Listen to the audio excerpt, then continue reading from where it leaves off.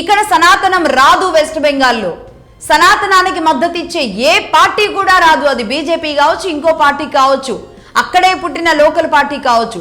సనాతన అన్న పేరెత్తినా సనాతన అనుకూలంగా ఉన్న ఏ పార్టీ కూడా ఇక్కడికి రాదు అని అంటే ఇదంతా అసాధ్యం అని బలంగా ఇన్నాళ్ళు విర్రవీగిన వాళ్ళకి అసాధ్యాన్ని సుసాధ్యం చేసి చూపించబోతున్న ఒక పెద్ద ఘటనగా ఇది మిగిలిపోబోతోంది.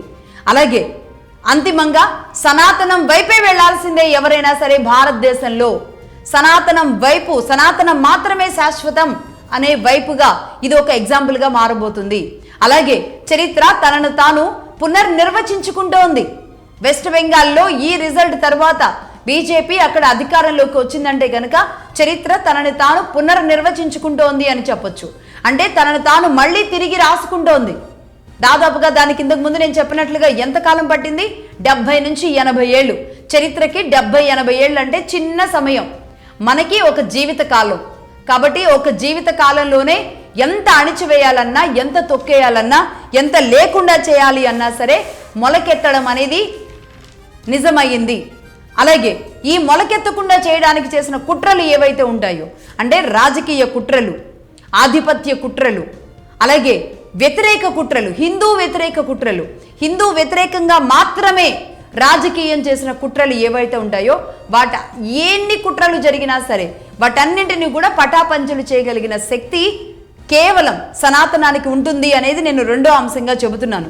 ముఖ్యంగా ఇక్కడ వెస్ట్ బెంగాల్ విషయం వచ్చే వరకు దీదీ లాంటి వాళ్ళు పాలించిన తరువాత పూర్తిగా సనాతనం వైపు ప్రజలు వెళ్లారు. ఎందుకంటే దీదీ అక్కడ ఒక భావజాలం అనే ఒక వ్యాప్తిని విస్తృతం చేసుకుంటూ వచ్చారు. తన భావజాలం అనేది ఒకటి తీసుకువెళ్లారు. ఆ భావజాలం ఏంటి అంటే హిందూ వ్యతిరేక భావజాలం. హిందూ వ్యతిరేక భావజాలం కావాలా, ఇక్కడ మనుగడ కావాలా అనేది ప్రజలు డిసైడ్ చేసుకోవాల్సి వస్తే గనక ఒక మతం వ్యతిరేక భావజాలం అవసరం లేదు. ఇక్కడ మనుగడ అవసరం, నిలబడడం అవసరం, మన బేస్ నిర్మించుకోవడం అవసరం.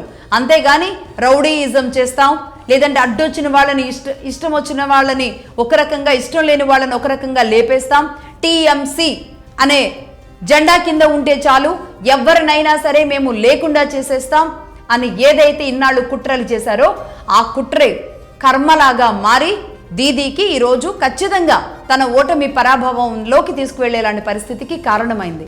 అంటే రెచ్చిపోయేలాంటి కార్యక్రమాలు తీసుకుంటే ఎలా ఉంటుంది అనేది వెస్ట్ బెంగాల్ని చూసి చెప్పొచ్చు.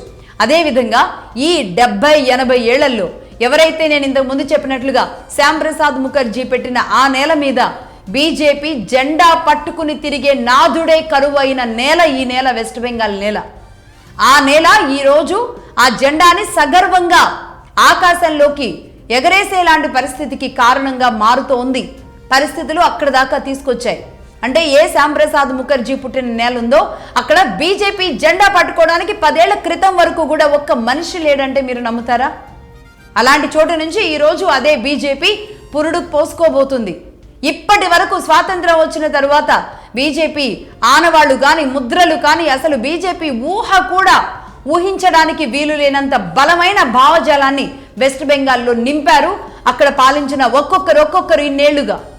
అది కాస్త పూర్తి పటాపంచలయ్యి దాన్ని మొత్తం తీసుకెళ్లి సముద్ర గర్భంలో కలిపేస్తూ ఈరోజు అక్కడ మళ్ళీ బీజేపీ అడుగులు వేయబోతోంది. తన పాలన ఎలా ఉండబోతుందో చూపిస్తుంది. రౌడీ ఇజాన్ని, రాక్షస ఇజాన్ని అన్నిటిని కూడా పక్కన పెట్టి ప్రజల కోసం పాలిస్తే ఎలా ఉంటుందో చూపిస్తుంది. అలాగే ఆ నేలలో పుట్టిన మహానుభావులు కాళికామాత స్వయంభూగా ఉన్న ఆలయంగా చెప్పే వెస్ట్ బెంగాల్లో అసలు కాళికామాతలు అక్కడున్న మహిళలు విజృంభిస్తే ఎలా ఉంటుందో, వారి ఓటు బ్యాంకు ఏ స్థాయిలో పనిచేసిందో, వాళ్ళంతా నడుం బిగిస్తే అక్కడ అభివృద్ధి ఎలా జరుగుతుందో, అభివృద్ధి గురించి అభివృద్ధి పాఠాలు నేర్చుకోవాలనుకుంటున్నారు.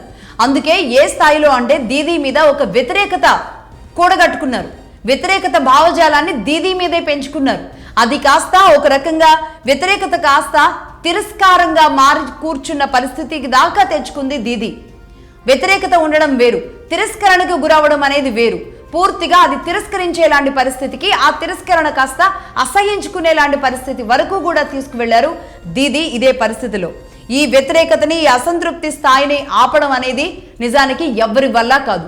ప్రజల్లో ఒక్కసారి అసంతృప్తి అనేది మొదలైంది అంటే గనక అంటే మన మనుగడ చాలా ఇంపార్టెంట్. అంతేగాని వీళ్ళ భావజాలాలు వీళ్ళ సెంట్రిక్గా రాష్ట్రాన్ని చేతుల్లో పెట్టుకొని అది ఏ పార్టీ అయినా ఏ రాష్ట్రమైనా కావచ్చు, అధికారం శాశ్వతం అని ఆలోచించేలాంటి పరిస్థితులు ఉంటాయి కదా.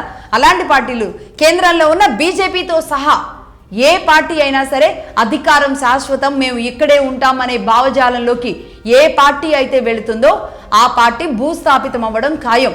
ఎందుకంటే చరిత్ర పాఠాలు, మహామహులు, రాజులు కొన్ని వందల ఏళ్ల పాటు నడిపించిన నేల ఇది, పాలించిన నేల ఇది. ఏమైంది ఈరోజు? అలాంటిదే ఈ 70 ఏళ్ల కోసం పడుతున్న తపన, ఈ 5 ఏళ్ల కోసం ఒక భావజాలాన్ని నింపి భారతదేశాన్ని లేకుండా చేయాలి అన్న కుట్రలు చేసిన రాష్ట్రాలు, ఆ రాష్ట్రాల్లోని కొంతమంది వ్యక్తులు ఎవరైతే ఉంటారో వారు పతనం దిశగా అడుగులు వేసే రోజులు దగ్గరలో కనబడుతూ ఉన్నాయి. ఒక్క వెస్ట్ బెంగాల్ మాత్రమే కాదు, ఆ తర్వాత జరిగేవి ఇంకేమేమి ఉన్నాయో చెబుతాను. అంటే పార్టీ కార్యకర్తలే ప్రభుత్వాలుగా మారిపోయి ఇష్టం వచ్చినట్టుగా రాష్ట్రాలని, సహజ వనరుల్ని చేతిలో పెట్టుకుని ఇష్టం వచ్చిన ఆట ఆడతాము అంటే అది ఏ రాష్ట్రంలో కూడా ఏ ప్రభుత్వమైన అధికారంలో ఉన్న ఏ పార్టీ చేసిన ప్రభుత్వాన్ని చేతిలో పెట్టుకుని వాళ్ళందరికీ కూడా వెస్ట్ బెంగాల్ అనేది చంపపెట్టుగా మారబోతుంది.